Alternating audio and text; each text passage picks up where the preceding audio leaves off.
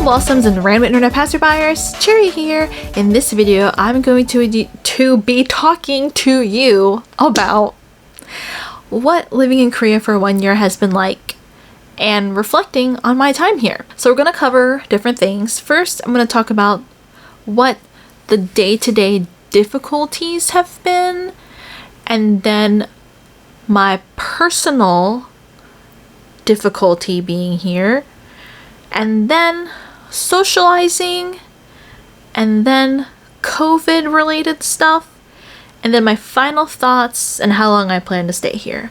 That's our roadmap for this video. So first, the day-to-day kind of like bureaucratic, kind of like paperworky, necessary stuff here that's difficult. Well, honestly, so far nothing really very difficult has happened. I haven't had to do anything super complicated. I haven't had to do anything like move to a different apartment. I haven't had to like buy anything like a large appliance, stuff like that I haven't had to do. So the only thing I have had to do was like get my booster shot, which required going to the local clinic, which wasn't really hard, but it's always just tricky. Like mainly the things I'm about to talk about is basically like going to a place where no one speaks English. And that's really the difficulty, is just language. When I got back to, I got my booster shot before I went to America, then I went to America, then I came back. And when I came back, I had to quarantine for a week. So I had to get a PCR test done, 2 PCR tests done in 1 week. Oh, my nose and my brain. Which required me to go to specific testing sites. And at the time, not everyone can get a PCR test. You had to have like a special reason. Like you had to have like been come from overseas, or you had to have been exposed to someone. So when you go to the site, you have to explain why you need a test. I didn't know about that until I got there. And the line was super long. So this guy in like a big hazmat suit is like walking around asking people. And he asked me like, why? I'm just like, so I pulled out the piece of paper that the airport gave me about needing to quarantine, but that document was like all in English, and so like I didn't think about bringing. I don't know what I was thinking. So I showed that, and then he was like, okay, like maybe he read it. I don't know, but like I got it done. Yeah, but it just felt like kind of awkward because it's like I'm kind of like fumbling around a little bit. I mean, I keep my composure in these situations, but it's like I'm kind of fumbling around a little bit, and like people are like looking around, but it is to be expected. Like if you're in America and you'd see a person from another country kind of like fumbling around, you naturally look because you're curious. So that's whatever. The renewal for my visa, I had to get a document from the tax office to prove that I didn't make any income in 2020 for some reason, because when I wasn't in Korea, so I didn't make any income in Korea in 2020, duh. So I had to go to the tax office, which was super close. It was just like 2 train stops away, and the tax office was like right in front of the train station. So I went there after school, so I got there like 30 minutes before it closed. It was a little scary because like there wasn't any like English anywhere, so I had to like do it all in Korean, but all it was I had to enter there. I took a number ticket, I waited for my number to be called, I went to the person that was open, and I showed them a piece of paper where I wrote down what I needed in Korean, the name of the form in Korean, and then they looked up and gave it to me. It took 5 minutes. I did have to file my taxes this year, my American taxes, because Americans, we have to do that. We have to file our own taxes. And I did it through this website, which I don't remember the name of right now, but it was specifically for like expats. And I don't really know if I think it was a legitimate site, but like that was a little hard, and that isn't necessarily like a living in Korea dealing with Korean stuff difficult, but it's like living in Korea dealing with American stuff difficult. That took me like a couple hours to navigate, but I figured it out. I think I did it.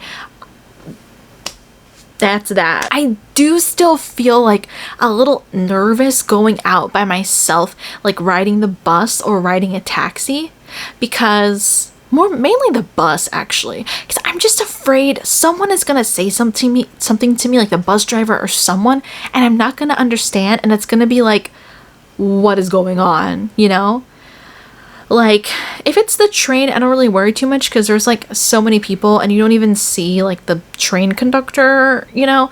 Maybe there'll be like an announcement that is going on and I don't really get what it is, but like usually, you know, but if it's like a bus, it's a little bit more intimate. And sometimes I'm like the only passenger on the bus because my town is so small. I just ride the bus for like 5 minutes to the train station and then I go about my way. But like, I don't know, I'm just like, I just feel nervous. But once I'm off the bus, I feel fine. And really the only way to combat that nervousness is to just keep studying Korean. Like, that's just it. All of the things that I feel nervous or uncomfortable about is just about the language. And that's not really a big deal. All you have to do is just keep studying and that's it. There is nothing I really dislike here. Like, I think as I watched so many like things I hate about Korea, things I dislike about Korea, cons of living in Korea videos, I came here just kind of knowing what to expect, and I don't really feel as strongly as other people do about certain things. Like, people say the food is difficult. I've never eaten better in my entire life, other than when I studied in Japan. I love the food here. It's so good, which is kind of going to segue into my next topic I'm going to talk about. But before I get there, I don't find anything really challenging. Like, people say that the garlic bread is very disappointing because it's very sweet. Whatever, I'm not like the #1 garlic bread fan in the world anyway. And then like, people talk about like chips are sweet, like all sorts of things that are very salty in America are like more sweet here. And I'm like, chips? Why should I be eating chips anyway? That's junk, you know? Like, what is chips gonna do for me? Nothing. Okay, it's gonna give me a stomach ache, so I don't really care. It's not been difficult. I don't want to say it's been easy, but it hasn't really been hard. For now, at least. I'm still open to the idea and the chance that there's going to be some really difficult situation that happens to me, whether it's discrimination or just something challenging when it comes to like paperwork that's going to like make me think like, oh my god, I need to go back to America. But that hasn't happened yet. I don't want to manifest that to happen, but if it happens, I'll try not to be surprised. I don't know. Next thing I'm going to talk about is what has been difficult for me personally living here. This doesn't necessarily have to do with being in Korea specifically. This problem is something I had in America, and I'm going to talk about like how that problem is associated or like interfering with living in Korea. Okay, so trigger warning, I'm talking about body image and weight. So if you don't want to hear that, I'm going to put a timestamp. The next topic I'm going to cover is going to be like socializing, and then after that I'm going to talk about COVID related stuff. So, you know, yeah, but I will say though that I am speaking from this from like a positive and kind of like uplifting point, so I'm not going to berate myself. I'm just going to speak honest, but I'm a solutions type of person, so I'm going to talk about like how I'm going to overcome this. Okay, now I'm going to talk about it. My whole life I've been very aware of my weight and a bit self-conscious about it since I was like 7. That's a whole different video that we could dive deeper into. But no one ever really like said anything about my weight. Like, I've never had someone make fun of me for my weight. Like, maybe people made a comment. Like, there's one time a dance video of mine landed on like CGL. It's like anonymous forum, and they're like, oh, she's fat, but it's like other people said no, she looks fine, so it's like that person was obviously just like a hater. It's kind of baseless. But I've always been like insecure about like just my thighs and just like not being super thin. But as I got older, I started to not, I know I'm never going to be like super thin. Like when I was in high school, I wanted to be like real thin, like super skinny. But now I'm like, that's never really gonna be me, and I don't really want to look like that anyway. I have a large head. I would look really funny if like I was super thin. I'd have like a big head. It just would look weird. But I've always like I've been really slim, but like didn't realize it until afterwards when I gained weight, which is now. But kind of like the past few years, I've been like trying to just like lose weight. It's been so annoying because it's like basically like I should make this another separate video as well. Basically in 2019, I was like gaining a lot of weight because I was eating a lot of fast food because my job was really stressful and I stress ate a lot. And then I realized it in 2020. And so in 2020, I was like trying to lose weight. My mom was trying to lose weight too. It's always been a thing. She got into the keto diet and I was following it as well because she would cook like these meals and she needed someone to help eat them. So I ate them and I wasn't following it too strictly, but I was seeing some results. Well, at the time I didn't really realize I was seeing some results. But then like when I got to Korea, I lost a lot of weight. I don't know how much, but like clothes that fit tightly was feeling loosely on me. And the reason for that was because like I just got here and everything was like, wow, like, oh my gosh, like I was just very overwhelmed with everything. So I didn't really have much of an appetite. And then also I didn't have any banking set up for the first month. It took like a month for everything to process.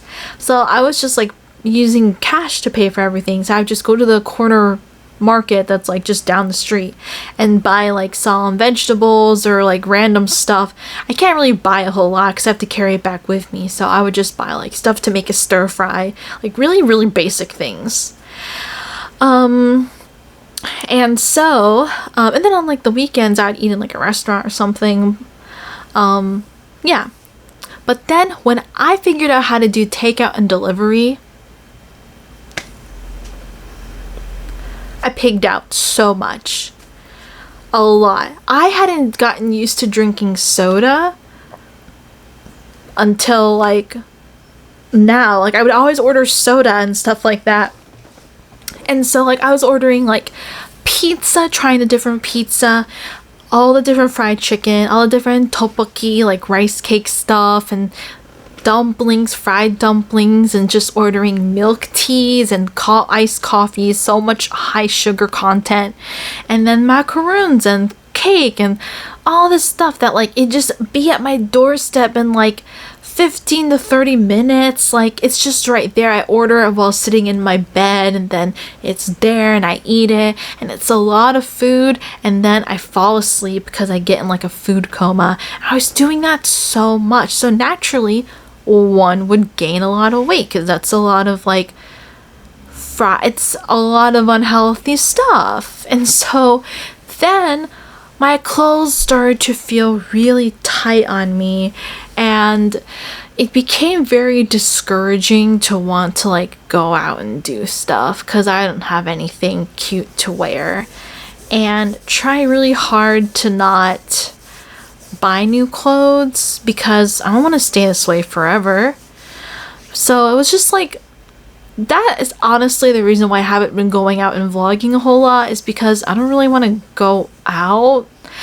Well, I didn't really want to go out. Now I'm trying to just get over it because it's already I already been here for a year. I'm into my second year. I need to just go out and explore and, you know, lose the weight along the way, but don't let it stop me, you know? I just feel like uncomfortable. Like I'm feeling like rolls in areas that didn't have rolls before. And I know some people, this is why this is a sensitive subject, because some people will be like, oh, I wish I had your body. Like, why are you thinking about that? And it's like, yeah, I mean, go ahead and wish, but like, I don't hate myself or anything. I just straight up feel uncomfortable. Like I feel heavy and my clothes don't fit me. When I went to America, I brought back so many of my favorite clothes, but when I was in America, I realized, oh my god, these clothes are so tight on me. They used to be loose. There's some dresses that I stopped wearing because they became so loose that it just didn't really like suit me well. And the reason why I was more slim back then was because I wasn't pigging out on takeout. And I was just exercising and dancing a lot. But when I'm pigging out on takeout and falling asleep right after, there's no time to exercise because, like, I would order the takeout when I get home from work, fall asleep for 3 hours, and then wake up at like 11 p.m. Then I would stay up for like 2 hours and then go to bed at 1 and then like wake up. It was so bad. It was so bad. Like I wasn't getting anything done. So there's no chance to try to learn any new dances or like do any type of ab workout. I really like following workout videos, like the workout challenges like Blogilates and Chloe Ting. I really really enjoy them because it's really fun to like start off something that's really hard, but then like as you keep going it becomes easier and easier. I really like that, but I had no energy to do that and no time because I was asleep from eating so much. So gosh, but like I don't really know why I got so into ordering the takeout. It just became like addictive because it just tasted really good, I guess. And also when I got home from work, I just felt like too lazy to like cook. But I really felt like it was controlling me. Like it felt like an addiction because I would just like open the app and order food without really thinking about it until after the fact. I was like, why did I just do that? And not only that, but it drains a lot of money very fast too. And I really need to pay off my credit card debt. I'm still chipping away at that. And I really want to put more put more money towards music, like my covers and building up for my original song that I want to put out. There's so much more stuff in just saving money in general. So I finally, like this past week and the week before, I finally like calmed down on my takeout ordering. I did order a little bit, but I ordered something that wasn't fried chicken pizza or rice cake or all of that stuff. It was just like, what was it that I ordered? I don't think I'm ugly and I don't hate my body. I think I'm actually really pretty. And I think that if I can get my body back to where I feel comfortable, you better watch out. But like that's what's like holding me back from like going out and socializing, because I want to wear like nice clothes because I love the fashion here. Like a lot of people just look really good and I want to be a part of that, and I know I can be a part of it, but like with my clothes not fitting right and when I buy stuff it's not fitting right. I don't even know what size I am at this point. It's just annoying. So maybe I'll make a here I go talking about another video to make. I want to make a video documenting like a healthy weight loss journey. I feel like the word journey is so corny, but like that's what it's gonna be.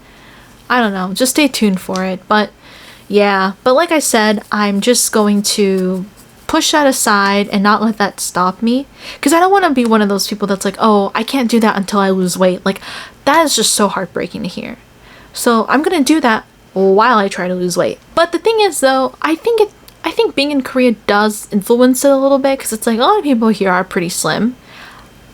Not everyone. Like I've seen some chubby people, but it's definitely not like in America. Like you see a lot more larger sized people in America.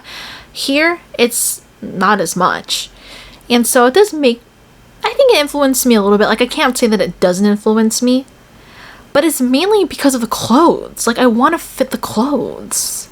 Like fashion is really important to me. It's a way that I can express who I am on the inside, on the outside. And I just really am a big proponent for self-expression. I want people to look at me, and I know people are going to judge regardless, but I want people to look at me and be able to make some sort of opinion on me that could be close to the truth. Versus how I am now, I'm dressing so plain. I don't think anyone could even form an opinion on me because it's so plain. I don't know. But yeah, that's where I'm at. Okay, we're done. We're done talking about that part. Alright, next I'm talking about socializing and interpersonal relationships. So I've been trying to make more friends a lot harder this year than last year. In my 6-month update video that I uploaded, I did talk about having a boyfriend. I don't have a boyfriend anymore. And that does feel a little bit embarrassing to admit, because I never really tell people whether or not I am in a relationship or not, unless it's like a friend. You know, like a close friend. I feel like a failure when I say that a relationship didn't last. Because if I tell people that I'm in a relationship, if I'm not in a relationship with anyone anymore, I have to tell people I'm not in a relationship with anyone anymore. And then, I don't know, I feel like that makes me seem like I failed in some way. But in this relationship, I was the one that wanted to end it, even though it did kind of feel like he started to stop liking me. I don't know. Maybe I'll make another video talking about that. Well, regardless, I do have a video planned talking about what using Tinder in Korea was like. I have 3 really good stories. They weren't anything really negative, like, but they were fun, okay? They were fun. Actually, well, maybe the ending was, you'll find out. But anyways, I got that boyfriend from Tinder, which you're probably gonna be like, yeah, that's what you get for getting a boyfriend off of Tinder. But you know what though? It was like a real relationship. Like it was for 4 months, you know, whatever. I mean, I never really had that's kind of the average rate of my relationships anyway. Not that I've even been in a lot of relationships, but it did feel like a real relationship. We're just not compatible people. That's just the bottom line. Last year, you know, kind of having a person that you like regularly see every other weekend, I don't know, like it gave me something to do, and it didn't really make me want to go out and socialize too much because like I kind of already had someone to like hang out with on the weekends, so it was whatever. And I didn't see him every weekend, which was fine. I liked that. And I was really trying to push out like my covers and stuff at the time too, so that was fine. I mean, I'm still trying to do that, but like having cover, like working on that stuff, and then having a boyfriend, and then having building like a lot of friends is kind of hard. It's like that triangle, like it's really hard to meet like all 3 points. Now I'm trying to go on more like friend dates, or like trying to go out and like meet new people, and that's, I think, even harder. And like there's this like one girl I follow on Instagram who I want to be her friend so badly, but she didn't follow me back. So like I feel like if a person like isn't at least mutuals with you, it's kind of hard to try to be their friend. But she has a really cute fashion style, and she just seems like, I don't know, like kind of fun, kind of chaotic, and I really want to be her friend. But like I said, she didn't follow me back, so I'm just trying to like her posts and like comment on her stuff, hope she'll notice me and then follow me back, and then I can be like, oh, I don't know, it's like hard. So socializing, it's been tricky, but I'm making it work. I think the fact that I've never really been someone that has had like a large friend group, like I've always just kind of like searched for friends, and I'm doing the same thing here, so it's not anything new, so it's okay. I'm doing fine. All right, the last thing I'm going to talk about is the COVID related stuff and like how that is affecting living here. Up until a few weeks ago, businesses still had to close at like 10, and nothing could be open like 24 hours. Now things can be open 24 hours.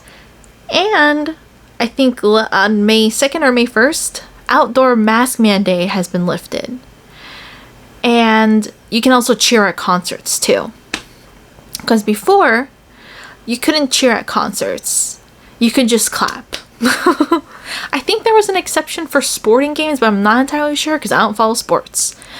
But yeah, so like as America and other parts of the world were just really acting like nothing was going on, like nothing is going on anymore with COVID, Korea is still pretty strict about it, still like having the curfew and the outdoor mask mandate, and also not cheering at concerts. It's really funny because on the first day of the outdoor mask mandate being lifted, there was some conversations going on online about like people are still wearing their face masks outdoors. So I guess now that things are opening up, I really want to go out and like I really want to go to the bar and the club. Like I've never been to a club in Seoul before.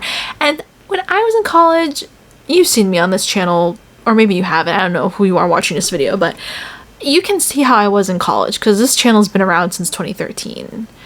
Like I was very like quiet in college. Like I didn't really go out and do stuff or go out to clubs and stuff. I just didn't really feel interested in it. And I just really felt too shy. But like now, as a person in their late 20s that never had a college phase, I want to have some messy nights in the club. I do. But I feel guilty though, because even though like a lot of people have like their vaccinations, cases aren't getting as high, I still feel guilty because it's like, if I catch the virus and I spread it to someone else, like that virus could keep spreading and eventually get to someone's grandma. I may be fine, but if I'm out there amongst other people maskless and like one person there has it, maybe I don't actually get sick, but I could still carry it and pass it on to someone else, who passes it on to someone else, who passes it on to someone else, who then grandma gets it and grandma's dead. I killed grandma. And I don't even know if that's really how it works. But I think about that. And I'm also scared of getting long COVID as well. Like, that really scares me. But I know people here. I know Korean teachers that got COVID and recovered and they seem fine. But it's still kind of scary. But I also want to go out. I don't know. It's tricky. I really shouldn't. But everyone I know is doing it. So, the last thing I want to talk about is just, well, where do I see myself? And I still feel this kind of nervousness that I don't really know what I'm doing. I mean, my short-term goal is to pay off my credit card debt and build up a substantial savings before I make my next move, whether that is move back to America, or move to a different part in Korea. Who knows? I definitely want to see myself here for at least 5 years. That is the minimum. And I'm going to explain more about that in my teaching video, 1 year reflection teaching in Korea. The previous teacher that was here stayed here for 5 years, and so I want to do the same because I really want to see these students like grow. I'll explain more in the video. That is going to be a very happy video, but also one that's going to be about me talking about nervousness as well. Nervousness about like, what am I doing with my life? Just generally speaking, I don't know what to do. Like, I don't know. Like, I think, well, when I think about like what makes me happy and what I think is still a pretty safe decision is to still stay here with this job. But I'm like worried like, oh, what if the funding gets cut and I like don't have this job anymore? But I feel like there's like a lot of opportunity in Seoul, but like I haven't been able to network or do anything really. So I want to try to do that. I don't really know networking for what, I don't know. But I feel like with my background in business, which is basically a degree in business, like I haven't really had any real business experience, I don't think. I don't know, I just feel like there's something out there that I could find and stumble upon and meet that could just help me in some way, shape, or form. And I know that sounds super vague, and that's because it is. Versus like back home in Florida, maybe in Orlando I could network, maybe in Miami, I guess, but it doesn't really feel the same as like being close to Seoul. Like I feel like there's just so much happening. But I don't know if I would stay in Korea forever because you know what? It is a very conservative place. With the recent election, a lot of people say the new president is akin to Trump in a way. And I don't like former President Trump at all. But the thing is, at least with the election, it was very divided. Half of the population wanted the other person, half of the population wanted the other person. But it was like, from some commentary that I read, both candidates had a lot of controversies. With this new president being very conservative, that's going to affect a lot of things, particularly the rights of women and people that are part of like LGBTQIA+, you know? I don't know a single openly gay Korean celebrity. In America, like gay people are not, they're still like not equal, but at least there's a lot of openly gay public figures, celebrities, even people working in the government. In Korea, I don't know a single one. I'm thinking like big celebrity that's like regularly on television and tells the world that they're gay. Anti-feminist sentiments. Now, I don't really know exactly the feminist movement in Korea versus in America, because I know in America there's many different types of feminism. There's like intersectional feminism, and then there's like TERFs. I'm not too familiar with like what is the landscape in Korea. But the new president apparently really appealed to anti-feminists that are like young men in their 20s. But I know there's more nuance to it because it is a different country, different culture. So I'm going to have a Western point of view no matter what because I'm American. But that's kind of like the gist of it, just to like give you an idea. But you could probably Google search and find a lot more better scholarly people that can explain this better than me. Also with nuance. So what I'm trying to get at is, I don't really know if this is like the best place to be forever. I don't know what the future holds, right? So I can only plan things 1 year at a time because that's how long my contract is. My contract for this job is 1 year at a time. So all I can really do is think, how do I plan to go about my life for the rest of the year? And then think about next year as well too. Like I never want to not have a plan, but the most I can really think about for myself is just, how can I save money? And what can I do to keep learning more about myself? And what more can I do to explore and meet new people and see where that takes me? I don't have a plan. That was a lot. I hope you enjoyed listening to me talking about all of that stuff. And if you were doing something while listening to me talk, I hope you accomplished whatever that was. And if you didn't do anything, and you just watched the video straight the whole time, I hope you enjoyed the view. And yeah, like I said, let me know what you thought in the comment section below, and you'll see me in the next video of mine you decide to click on. Bye!